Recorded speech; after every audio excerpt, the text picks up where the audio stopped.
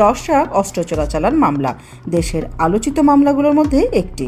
এই মামলায় মৃত্যুদণ্ড পাওয়া সাবেক স্বরাষ্ট্র প্রতিমন্ত্রী লুৎফুজ্জামান বাবর সহ 6 জনকে খালাস দিয়েছে হাইকোর্ট। মামলার ডেট রেফারেন্স ও আসামিদের আপিলের উপর শুনানি শেষে এই রায় দেয়া হয়।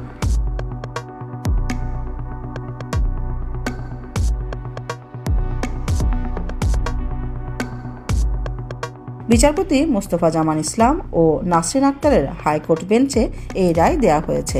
খালাস পাওয়া বাকি আসামিরা হলেন মহসিন তালুকদার, এনামুল হক, রেজ্জাকুল হায়দার, সাবেক শিল্পমন্ত্রী মতিউর রহমান নিজামী ও এনএসআইয়ের সাবেক ডিজি আব্দুর রহিম। আর উলফা নেতা পরেশ বড়ুয়াকে মৃত্যুদণ্ডের সাজা কমিয়ে যাবজ্জীবন কারাদণ্ড দেয়া হয়েছে।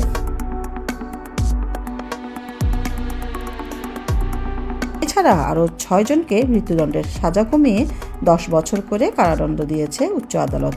তারা হলেন আকবর হোসেন, লিয়াকত, শাহাবুদ্দিন, হাফিজুর রহমান, দিন মোহাম্মদ ও হাজি আব্দুস সোবহান।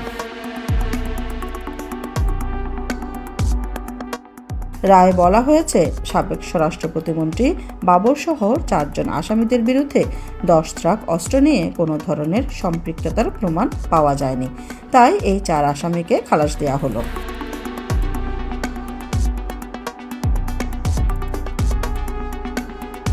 2004 সালের 1 এপ্রিল চট্টগ্রামের CUFL ঘাট থেকে আটক করা হয় 10 ট্রাক ভর্তি অস্ত্রের এসব চালান। মামলার তদন্তে উঠে আসে, চীনে তৈরি এসব অস্ত্র ও গোলাবারুদ সমুদ্রপথে ভারতীয় বিচ্ছিন্নতাবাদী সংগঠন উলফার জন্য আনা হয়েছিল। বাংলাদেশের ভূখণ্ড ব্যবহার করে সীমান্ত পাড়ি দিয়ে এই চালান ভারতে নিয়ে যাওয়ার কথা ছিল। কিন্তু রায়ে বলা হয়েছে, 10 ট্রাক অস্ত্র চালানের মামলায় তদন্ত সঠিকভাবে হয়নি।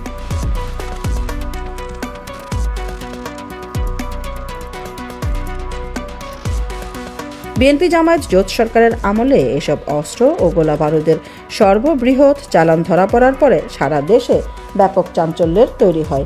এই নিয়ে কর্ণফুলী থানায় অস্ত্র আইন ও বিশেষ ক্ষমতা আইনে চোরাচালানের অভিযোগ এনে 2টি মামলা করা হয়েছে।